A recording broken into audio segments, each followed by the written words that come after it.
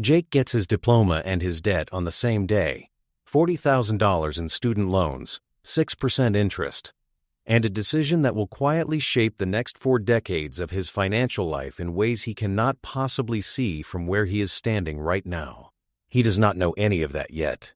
He just knows the number feels enormous. He wants to look at his account one day and see a clean zero where that $40,000 used to be. No more monthly payments going out. No more interest compounding on a balance that barely moves. No more debt following him into every pay period like a second landlord he never agreed to hire.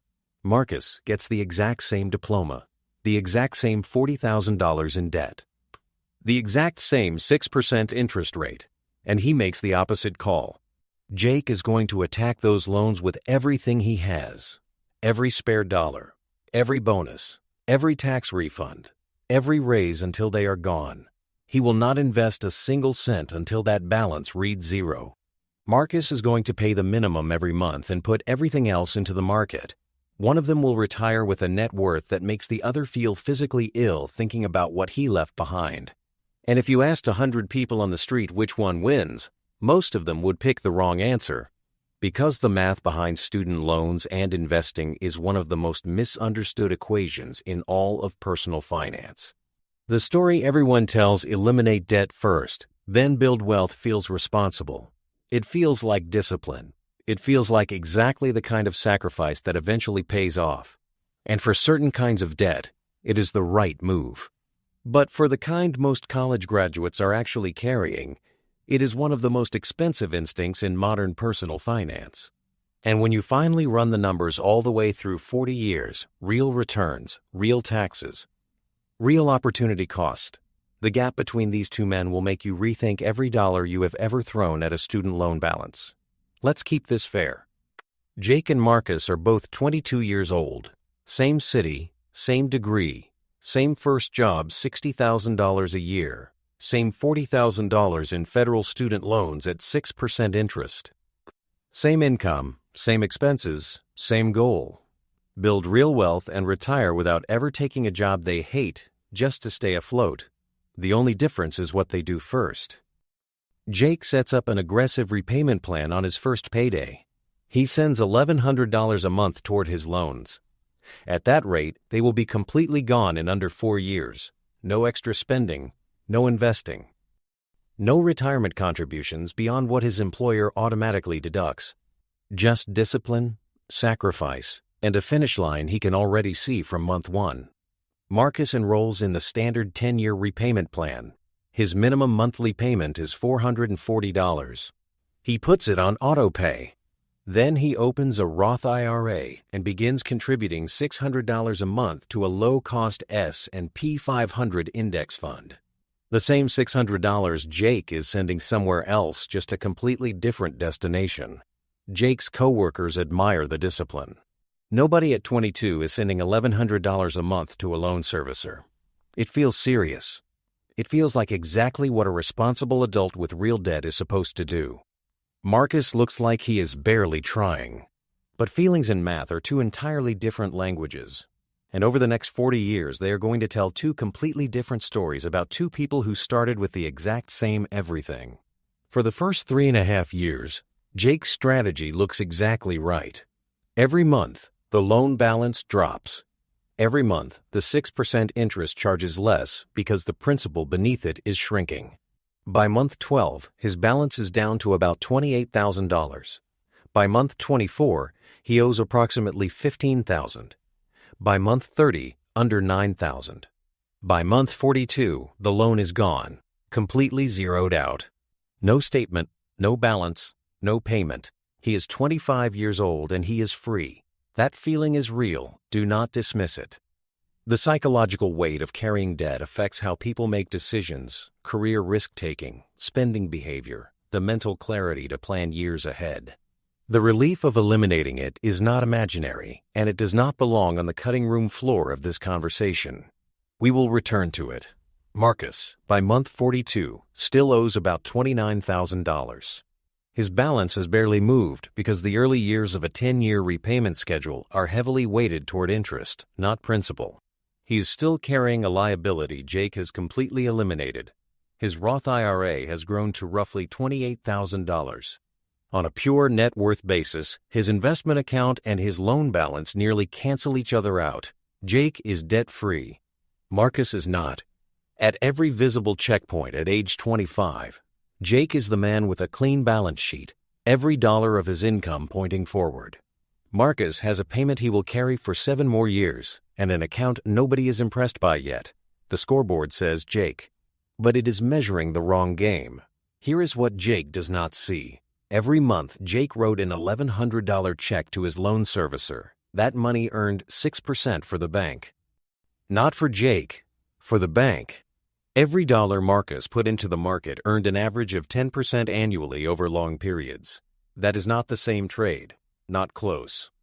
The S&P 500 has returned an average of approximately 10% annually across long historical periods. Jake's federal student loans cost him 6%. The gap between those two numbers is 4% per year. 4% compounded over 40 years does not add up to a modest inconvenience. It multiplies into a gap most people never see coming because it accumulates invisibly, one statement at a time, on an account that always says the number is going up. There is also something else Jake missed. Something that makes the math even harder to sit with. The stated rate on his federal loans was 6%. But student loan interest is at least partially tax-deductible for many borrowers up to $2,500 per year for single filers below certain income thresholds. After accounting for that deduction, the real after-tax cost of carrying Jake's debt was closer to 4.5% to 5%. He was not eliminating a 6% liability. He was eliminating a 4.5% liability. And giving up 10% to do it. He did not have a debt problem. He had a math problem, and he solved the wrong equation. There is one more cost that never appears on any statement. It is invisible by design, and it may be the most expensive one of all. Compounding is not linear. It accelerates. The earliest dollars you put into the market are the most powerful dollars you will ever invest, not because they are larger, but because they have the longest runway. A dollar invested at 22 has 40 years to compound. A dollar invested at 25.5 has 36.5. That 3.5-year difference does not shrink Jake's retirement balance by 3.5 years of growth. It shrinks it by the full compounded multiplication of that delay across the remaining period. The dollars Marcus invested between ages 22 and 25 will, on their own, compound into a sum larger than many people contribute across their entire investing lives. Jake never had access to those years. He traded them for a zero on his loan balance. And that trade cost him far more than he ever calculated because when he made it, he could not see what it was actually worth. Here is something else that makes Jake's situation uniquely dangerous. His strategy manufactures certainty in a way Marcus's never will. Every month, Jake sends a payment and the balance drops. There is a clear before and after, a measurable result from every dollar. He can watch the number fall in real time and knows exactly when it will reach zero. There is a date circled on the calendar, and every payment brings him 24 hours closer to it. Marcus has no equivalent moment. He contributes $600 into an index fund and watches a number go up or down. There are months when he invests faithfully, and his account is worth less than the month before because the market moved against him. There is no finish line, no zero to reach.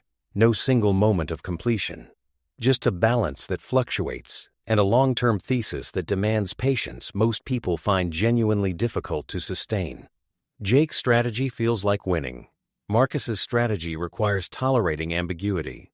And human beings are not naturally wired to choose ambiguity when certainty is available, even when the math says the uncertain path pays more. That is not a character flaw. It is behavioral science. But it is also a very expensive instinct when the interest rate on your debt is 4.5% and the market has historically returned 10. Now let's run the actual numbers. Jake pays off his loans completely by month 42. At age 25.5, he begins investing $1,100 per month into a Roth IRA, the same account Marcus has been contributing to since month 1. Same index funds. Same 10% average annual return. He does everything right. Starting 3.5 years late. Marcus, from his very first paycheck, put $600 a month into his Roth IRA. By the time Jake makes his first contribution, Marcus's account has grown to roughly $28,000, already compounding. Jake will never have a dollar in those first 3.5 years of Marcus's account. That window is closed permanently. By age 35, Jake's Roth IRA sits at approximately $132,000. Marcus is at $178,000. Jake contributes nearly double what Marcus ever did per month, and Marcus is still $46,000 ahead. The head start is not closing, it is holding. By age 45, Jake is at about $460,000. Marcus is at $625,000. The gap is $165,000. Marcus paid off his loans in his early 30s on the standard schedule. He has been completely debt-free for over a decade.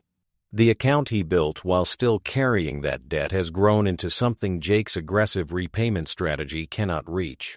At age 62, after 40 years of investing, Jake's Roth IRA approximately $1,680,000. Marcus's Roth IRA approximately $2,240,000. The gap, $560,000. $560,000. Same income, same tax bracket, same investment vehicle, same time horizon, same $40,000 in debt on the starting line. The only difference was the order. Jake did not retire broke. He retired with $1.6 million in a completely tax-free account, a genuinely strong outcome. But Marcus retired with $2.2 million. That difference did not come from Marcus being smarter, more disciplined, or luckier. It came from understanding one thing Jake never did. Compounding does not wait for your debt to disappear. It starts the moment you show up. And the years you miss at the very beginning cost more, dollar for dollar, than any year that follows. The loan was never Jake's biggest problem. The lost time was. Now, if I stopped here and let you walk away believing the answer is always invest and never pay off debt early, I would be doing the same thing I accuse every oversimplified finance video of doing, telling you half the story. There are specific situations where Jake's approach wins, and they matter. If your student loans carry a high interest rate, private loans at 9, 10, or 11%, the calculation reverses completely. The S&P 500 averages 10% over long periods, but that is not guaranteed in any specific decade. A market that goes sideways for 5 years while you are carrying 11% debt is a financial emergency. When the cost of the debt approaches or exceeds your expected investment return, eliminating it is the rational priority. The math does not shift slightly, it flips. If carrying debt destroys your ability to function, if the weight of $40,000 prevents clear decision-making, career risk-taking, or consistent investing behavior, the behavioral cost is real and belongs in the equation. A strategy that is mathematically superior but emotionally unsustainable is not actually superior. It is theoretical. If paying off the debt first is what allows you to invest aggressively and without hesitation for 35 years after, the numbers will reflect it. The best plan is always the one you can actually execute. If there is no employer match available, the gap narrows significantly. A meaningful part of Marcus's advantage is the compounding clock itself. Remove the match and tighten the spread between loan rate and expected return, and a hybrid approach split extra cash between accelerated payoff and consistent monthly investing becomes a defensible middle path. Neither strategy fully wins, but both clocks keep running. There is also a specific situation for older borrowers. If you are in your late 30s or early 40s with a shortened investing timeline of 15 to 20 years, the math shifts. The compounding runway that makes Marcus's early investing so powerful is shorter. The guaranteed return of eliminating a 5 to 6% debt becomes relatively more attractive when fewer years remain for the market's variability to average out. The same interest rate that argues strongly for carrying the debt at 22 argues less clearly at 42. The timeline is everything. And if you genuinely cannot trust yourself to invest the difference if freeing up the minimum payment simply becomes lifestyle spending, then eliminating the debt first is the only version of the strategy that actually gets executed. Know yourself before you trust the spreadsheet. These conditions are real, but notice how specific each one is. High interest rate, genuine behavioral damage, no employer match, Shortened timeline.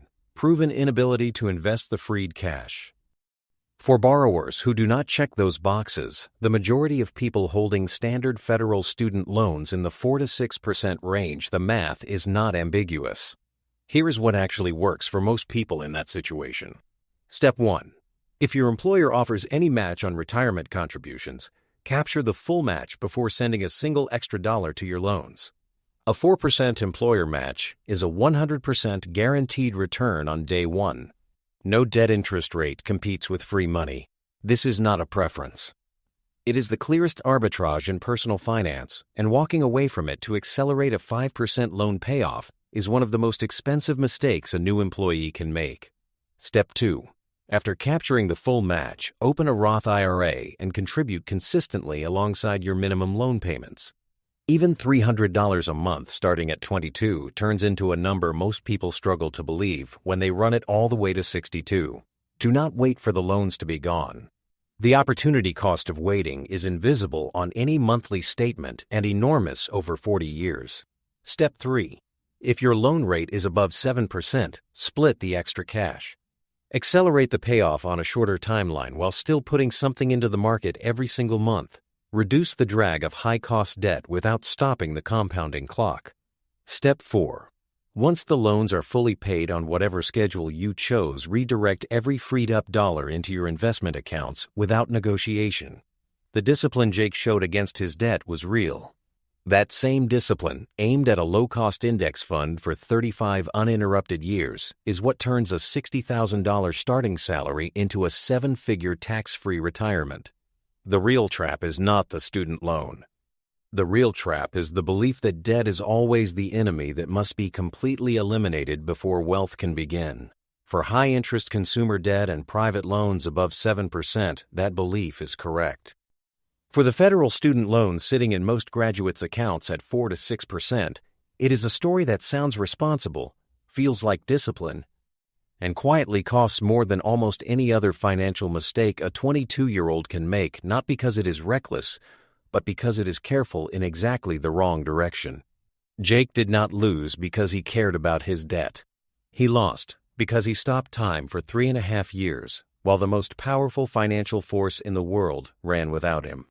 And if you are wondering how this entire calculation changes the moment the market drops 40% in the first 3 years of investing, what actually happens to Marcus when the crash hits right at the beginning? When he is most exposed, that is a completely different conversation.